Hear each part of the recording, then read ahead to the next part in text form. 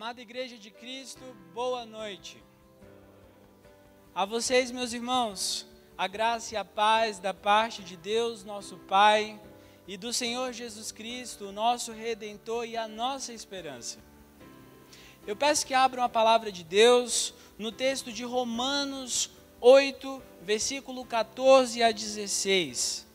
A leitura será feita a uma só voz, por isso eu peço que vocês abram a palavra de Deus e leiam comigo esses 3, 14, 15 e 16.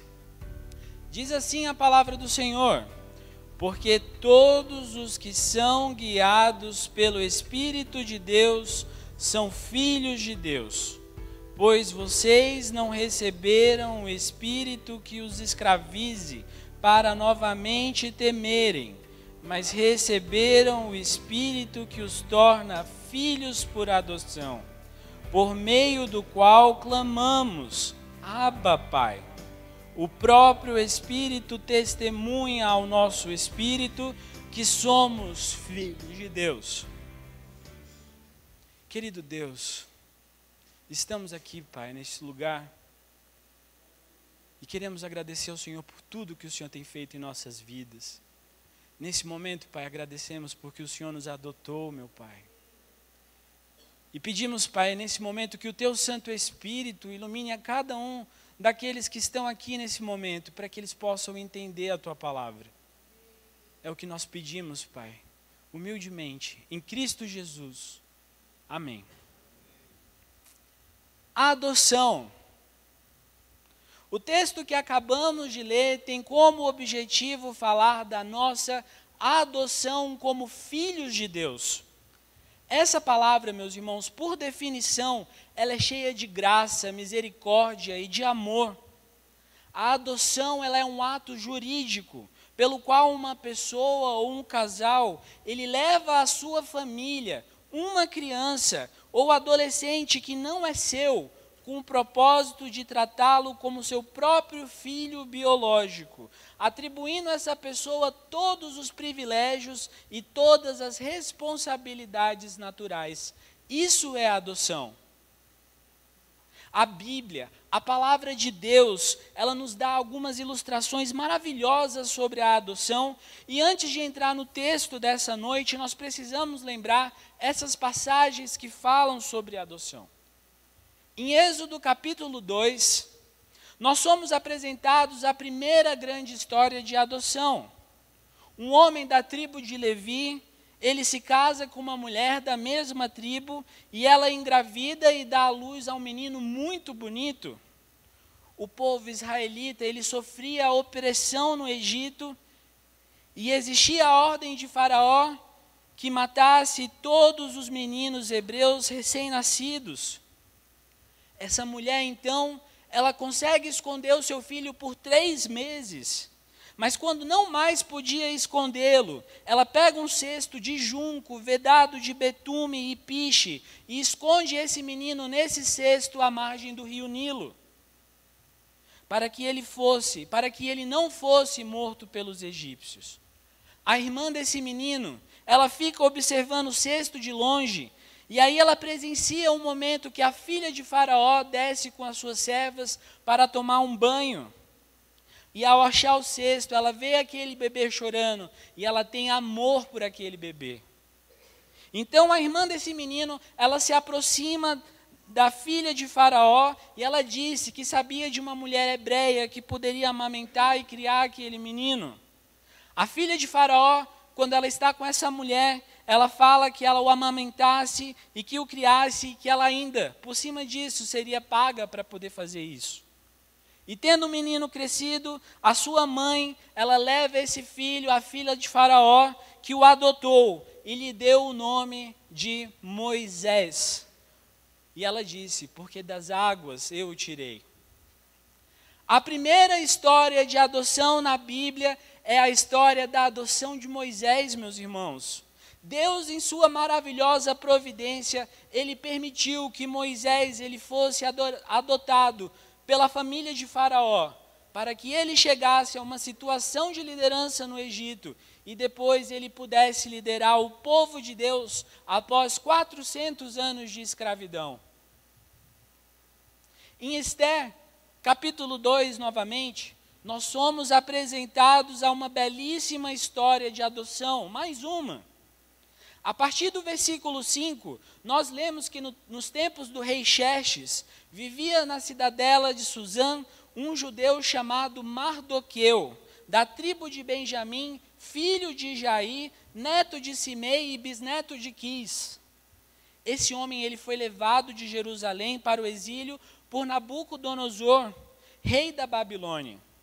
Mardoqueu ele tinha uma prima chamada Hadassa, que havia sido criada por ele porque ela não tinha nem pai e nem mãe.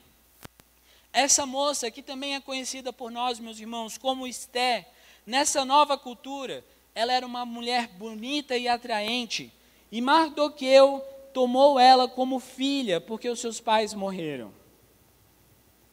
Ao longo desse livro, desse belíssimo livro, é possível ver em diversos momentos Mordecai, como ele também é conhecido, é possível ver o que ele faz para cuidar e proteger dessa moça como se ela fosse a sua própria filha de sangue. E Esté, por sua vez, ela é usada por Deus para livrar os hebreus da morte. Que belíssima história! Mas mais bela que a história de Moisés e a história de Esté, nós temos na Bíblia uma terceira história de adoção que nós precisamos prestar atenção hoje. É a história de Mefibosete. Em 2 Samuel capítulo 9, nós lemos a história de quando Davi adota como filho o neto de seu maior inimigo. Aqui nós temos uma incrível ilustração, um tipo da graça de Deus relacionado à adoção. No início do capítulo 9 de 2 Samuel, Davi pergunta: resta alguém da família de Saul a quem eu possa mostrar lealdade por causa da minha amizade com Jonatas? Eu quero que você se lembre uma coisa. Saul, o pai de Jonatas, ele foi um grande adversário de Davi. Foi uma pessoa que tentou matá-lo algumas vezes. E eu quero que você lembre também essa noite que Jonatas, que era filho de Saul, amava Davi como se ele fosse irmão, e por diversas vezes ele ajuda Davi a escapar do seu pai. O texto sagrado, ele diz a partir do versículo 3, que existia ainda um filho de Jonatas, um homem aleijado dos seus pés. E ao saber que ele estava na casa de Maqui, em Lodebar, Davi manda trazê-lo, e ele diz para Mefibosete: Mefibosete, não temas, não tenha medo, pois é certo que eu o tratarei com bondade por causa da minha amizade com Jonatas, seu pai. E eu vou devolver a você, Mefibosete, todas as terras que pertenciam ao seu avô Saul, e você comerá para sempre à minha mesa. Meus irmãos, nós somos informados nesse capítulo não só uma vez, mas duas vezes, uma no início do capítulo e outra no final do capítulo, que Mefibosete ele era aleijado dos seus pés. E sabe por quê? Naquela cultura, naquele tempo, ele era muito mais do que um deficiente físico. Ele era um rejeitado da sua própria família. Ele era uma pessoa indigna de atenção, um órfão. O seu nome significa alguém que se tem vergonha. Mas Davi, o rei de Israel, o adota como filho, o tira de Lodebar, que significa um lugar sem pasto, um deserto, e dá a ele o direito de comer pelo resto dos seus dias à mesa do rei. Que história fascinante. Você consegue ver graça e misericórdia nessa história, meu irmão? Você consegue ver um tipo de Cristo onde Davi, ele tem uma história análoga à história de Cristo, nos resgatando na nossa deformidade e nos trazendo à mesa do rei para sempre? Que bela analogia é essa que mostra a nossa adoção na família real? Observe bem os paralelos dessa história com a nossa. Davi toma a iniciativa de adoção, assim como Deus toma a iniciativa na nossa adoção. Davi mostra misericórdia para alguém que era indigno, que era descendente de um inimigo, e assim também o Senhor age conosco. Davi vai atrás de alguém que é rejeitado socialmente, uma pessoa ridicularizada, uma pessoa que reis não o teriam em sua presença, e assim Deus também faz conosco, ao nos escolher em nossa deformidade causada pelo pecado, e Ele nos ama. Assim como Davi, Mordecai e a filha de Faraó amaram aqueles que eles adotaram. A adoção é escolha. A adoção é escolha e é amor. Adoção é escolha e amor. Meus irmãos, agora que nós fomos apresentados a essas histórias que a Bíblia coloca sobre a adoção, eu peço que vocês voltem a sua atenção ao texto de Romanos 8, versículo 14 a 16.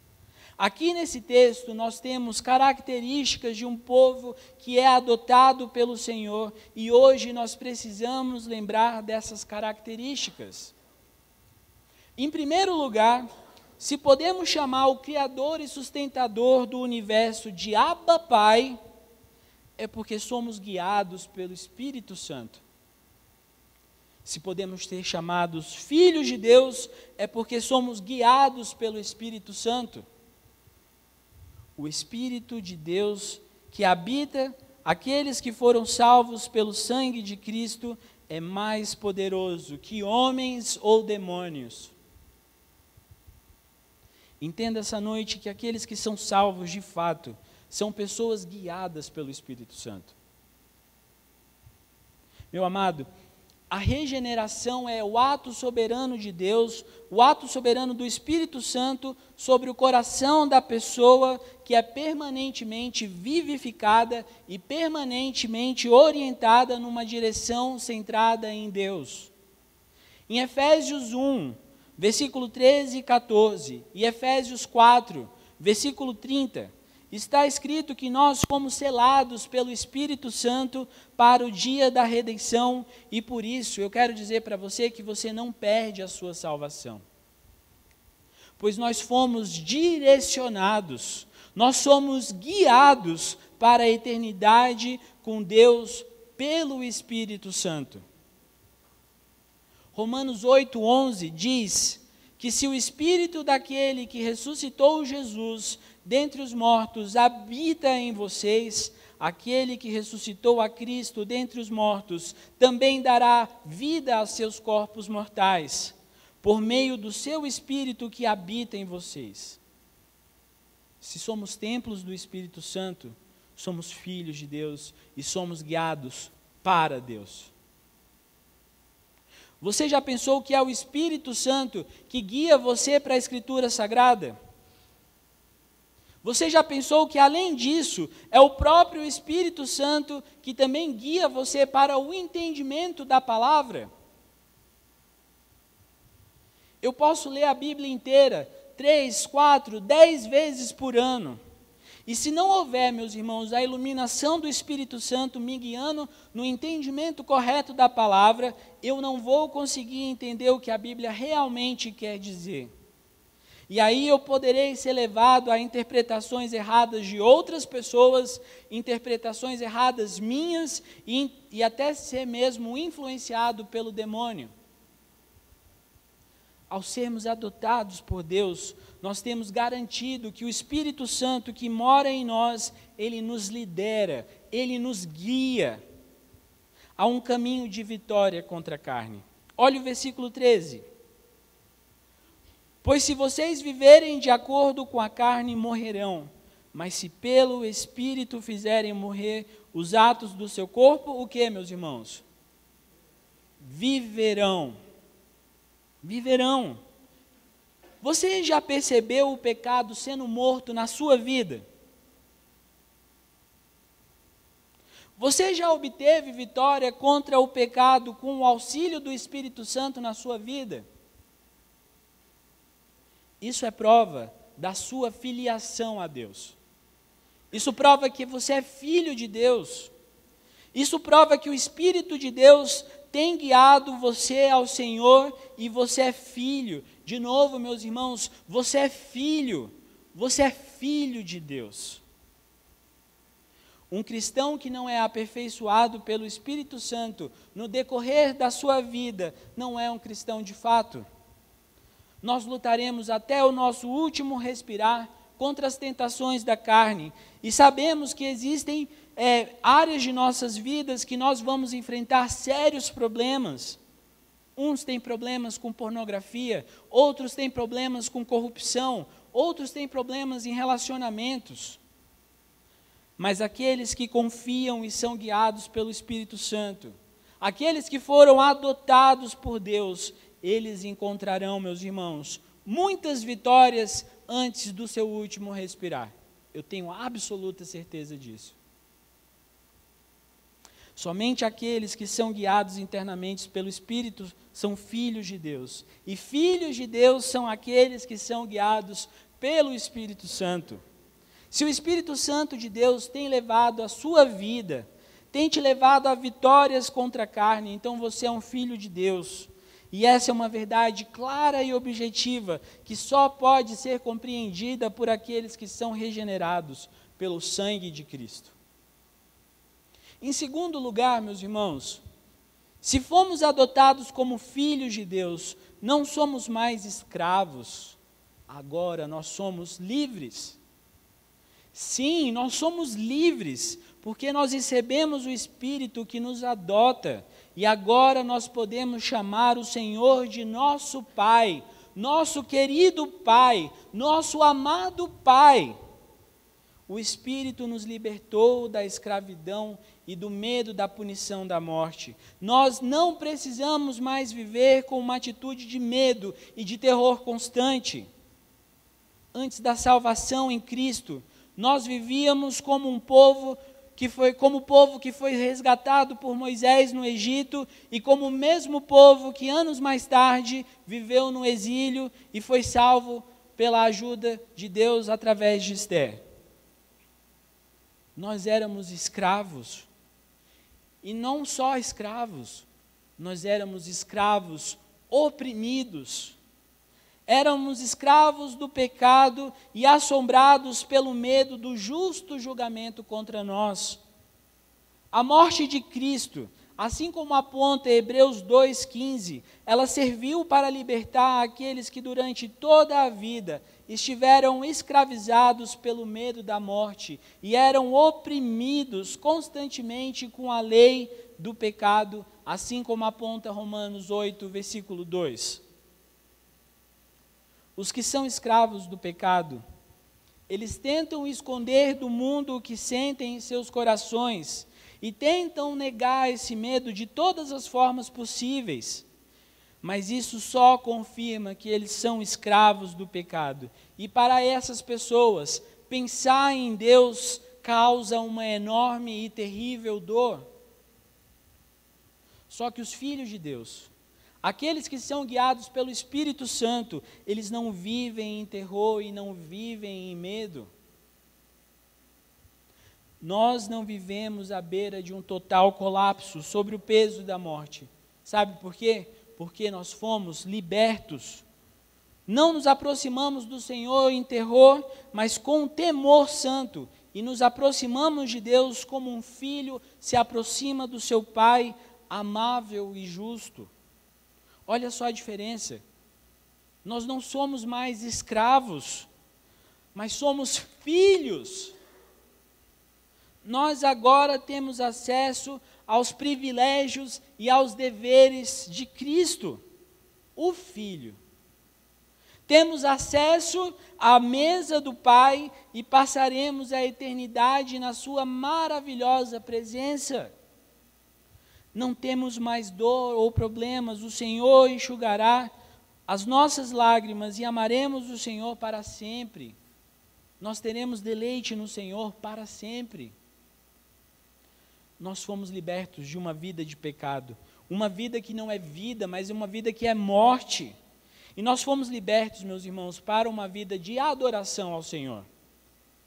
Olha, você não foi liberto para viver a sua vida sem direção e apenas ter prazer consigo mesmo. Eu vou fazer isso porque isso me causa prazer apenas. Se você pensa que servir ao Senhor é ter alguém ao seu dispor sempre que você errar, ou precisar de ajuda, ou precisar de algum bem material, você está no lugar errado. Pois nós fomos libertos, em primeiro lugar, para viver para Cristo. Nós fomos adotados para fazer a vontade daquele que nos escolheu desde antes da eternidade, desde antes da fundação do mundo. Essa é a nossa vida, essa é a nossa nova vida, essa é a nossa identidade. Essa não é uma história de escravidão como a outra, mas é uma vida de feliz e de jubiloso serviço ao Senhor. Uma vida completa, porque é uma vida com propósito. Antes eu era um pecador que tremia de medo e agora eu sou um filho que se aquece no amor do seu pai. Antes eu era um estranho e agora eu sou parte da família. Antes eu era como Mefibosete, um rejeitado. E agora eu sou salvo e eu sou livre para amar o Senhor. É o Espírito que confirma isso em nossos corações. Russell Moore, ele escreveu um livro que eu gosto muito, o nome desse livro é Adoção. E ele fala sobre essa doutrina, e ele também relata a história de adoção de 2 crianças por ele sendo americano, e ele mostra que ele muda o nome dos seus filhos, e depois ele se empenha em apresentar para essas crianças a história do seu pai, da sua mãe, do seu avô, da cidade onde ele morava, e ele também se empenha em contar para essas crianças a história da palavra de Deus. Você já pensou que Cristo, ele pega e dá um novo nome a Simão, e chama Simão de Pedro? E você sabia que você vai receber na eternidade um novo nome? É um nome que você nunca ouviu. Mas enquanto não chegamos lá, nós somos confirmados pelo Espírito Santo da nossa identidade e somos guiados na Escritura para saber para onde estamos indo. O Senhor nos adota, nos dá um novo nome, nos dá uma casa. O Senhor fala: meu filho, você vai cear comigo para sempre. Quão maravilhoso é o nosso Deus. Por último, em terceiro lugar, nós somos confirmados pelo Espírito que somos filhos de Deus. A nossa filiação ao Senhor, ela não é verificada por um cartório, por um papel timbrado, por um juizado especializado em adoção, ou por centenas e centenas de testemunhas que verifiquem e atestem esse fato. O versículo 16 diz que é o próprio Espírito Santo que testemunha ao nosso espírito que somos filhos de Deus. Em outras palavras, o Espírito Santo, ele confirma em nosso coração, ele confirma em nossa alma que nós somos de fato escolhidos para a vida eterna e fomos adotados para a glória de Deus. O crente, enquanto ele vive os altos e os baixos dessa vida, ele é assegurado que é filho de Deus pelo próprio Espírito Santo.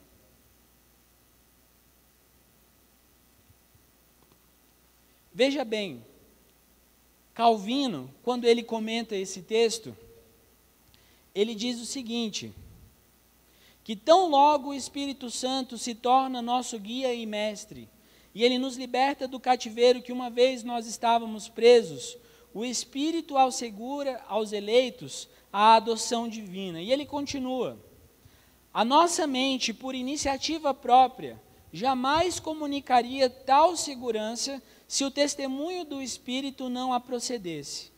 E que o Espírito, ao mesmo tempo que testifica que somos filhos de Deus, ele também imprime essa confiança em nossos corações, para que ousemos invocar a Deus como nosso Pai. Eu achei isso fantástico. Falar que Deus é o nosso Pai é uma ousadia que é possibilitada pelo Espírito Santo. Falar Abba Pai, Papai, é algo que o Espírito Santo permite que nós façamos. Isso é muito profundo, meus irmãos. Isso é muito profundo. É porque cristãos têm confiança que são filhos, que eles ousam clamar Deus de Abba Pai, e eles saem pelo mundo para pregar o Evangelho de Cristo. É porque cristãos têm confiança que eles são filhos, que eles ousam clamar Deus, Abba Pai, e eles são capazes de entregar as suas vidas onde for. É porque cristãos têm confiança que são filhos, que eles são capazes de passar pela vida, pelos problemas dessa vida, como doenças terminais, com um sorriso em seus rostos, pois eles sabem que serão servidos à mesa do Rei na eternidade. Meu irmão, quando eu morrer, eu vou ser servido à mesa do Rei. Que coisa grandiosa. Essa semana Deus levou para junto de si uma serva amada e fiel que eu conheci. E alguns dias antes desse momento, eu tive o prazer de visitar essa mulher. Só que ao invés de levar conforto, levar a palavra de Deus, eu fui confortado pela segurança de uma mulher que sabia que era filha de Deus. Eu fui até aquele lugar para levar conforto, e eu saí confortado pelo fato que ela sabia que Deus estaria com ela, qual fosse a situação. E por isso era liberta e vitoriosa contra a carne pelo poder do Espírito Santo. Ela tinha impresso no seu coração que ela era filha de Deus. Meu irmão, não podemos ler a palavra de Deus e nem ao menos orar apropriadamente se nós não formos persuadidos pela certeza de nossos corações que Deus, Ele é o nosso Pai, quando o invocamos como tal. Você ora a Deus com a certeza que Deus é o seu Pai, ou você somente ora a Deus falando Pai porque todo mundo fala, porque é decorado, porque faz parte do roteiro de uma oração? Você ora a Deus com a convicção que Deus é o seu Pai. Você lê a palavra de Deus com a convicção que o Deus de Abraão, de Moisés, de Esté, de Mefibosete, de Davi, Ele é o seu Pai.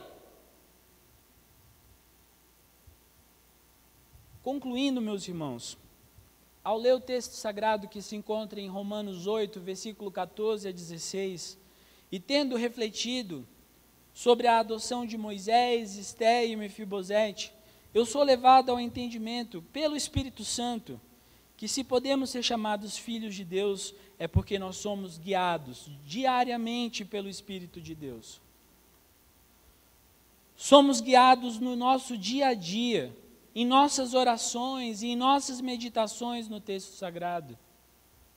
Somos guiados para a eternidade na adoração de Deus, e isso acontece pela obra do Espírito Santo. Depois, em segundo lugar, se somos filhos de Deus, nós não somos mais escravos, mas nós somos livres. O preço da nossa liberdade é o sangue de Cristo. O Cordeiro perfeito e sem pecado. Nós fomos libertos de uma vida de medo e de terror, de uma vida de duro e penoso serviço escravo ao pecado. E nós fomos libertos para uma vida de alegria na presença da Trindade. Nossa liberdade é uma liberdade para o Senhor e não para nós mesmos. Por último, em terceiro lugar, o Espírito Santo confirma em nós que somos filhos de Deus, e o Espírito Santo, ele imprime em nós a confiança para que podemos ousar chamar o Criador do universo de Pai, de Abba Pai. Se ao longo da história nós sabemos que homens e mulheres viveram para o Senhor com tudo o que eles tinham, é porque o Espírito Santo imprimiu no coração de cada um deles a certeza e a ousadia de chamar Deus de Pai. O versículo 17 desse texto que nós estamos meditando, ele termina esse assunto da seguinte maneira: se somos filhos, então somos herdeiros, herdeiros de Deus e co-herdeiros com Cristo, se de fato participamos dos seus sofrimentos, para que também participemos da sua glória. Eu fui colocado aqui nesse texto no mesmo nível de Cristo? Não pode, é verdade. Sim, co-herdeiros com Cristo. Co-herdeiros com Cristo, meu irmão. Os herdeiros à vida eterna na graciosa presença de Deus são pessoas que participam tanto dos bons momentos quanto dos momentos de sofrimento. Se você se diz cristão e a sua vida é uma paz e uma tranquilidade, você precisa começar a pensar um pouco mais. Eu estou há alguns dias do nascimento do meu terceiro filho, o Isaac. Mas o meu coração, ele já vislumbra o dia que eu vou poder adotar uma outra criança para a minha família. E vocês sabem que eu tenho 3 filhos. Mas o meu coração, ele age nesse desejo de adotar uma outra criança. Meus irmãos, quando adotamos uma criança, ou adotamos muitos irmãos de uma só vez, ou uma criança com problemas físicos ou mentais, nós ilustramos ao mundo algo que é verdadeiro sobre Deus. Nós mostramos pela adoção o que o nosso Pai está fazendo. Deus pagou um altíssimo preço ao entregar o seu Filho por nós. E Deus, ele luta pelos órfãos. Deus luta para salvar aqueles que são escravos do pecado e que vieram da desobediência de Adão. E ele, sabe o que ele faz com essas pessoas? Ele os adota como amados filhos e filhas, por amor ao seu nome e por amor ao seu filho. A adoção, ela não é um ato de caridade ou uma simples metáfora para a eleição dos escolhidos de Deus. A adoção não é apenas sobre uma pessoa ou sobre um casal que deseja ter um filho ou ter mais filhos. Mesmo porque para ser mãe e para ser pai, não é necessário você dar à luz. Meu irmão, minha irmã, a adoção deveria ser algo querido por cada um dos cristãos que hoje estão aqui nesse lugar. Algo visto como precioso e desejado na nossa cultura como parte da grande comissão de fazer o Senhor Jesus ser conhecido por todas as pessoas. A minha oração é que o Senhor incomode profundamente você com essa meditação desse texto essa semana. Que o Senhor te incomode de manhã, de tarde e de noite, na segunda, na terça, na quarta, na quinta, na sexta, no sábado e até depois da próxima pregação. O meu desejo é que você saia daqui e fale assim: eu quero fazer a mesma coisa que Deus fez por mim. Eu quero adotar e demonstrar amor com alguém que precisa de mim. Eu quero amar como Deus me amou.